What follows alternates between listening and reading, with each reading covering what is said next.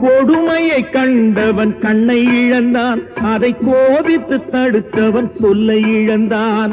கொடுமையை கண்டவன் கண்ணை இழந்தான், அதை கோபித்து தடுத்தவன் சொல்லை இழந்தான்.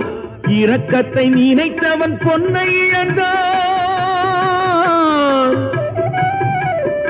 இரக்கத்தை நினைத்தவன் பொன்னை இழந்தான். இங்கு எல்லோர்க்கும் நல்லவன் தன்னை இழந்தான்.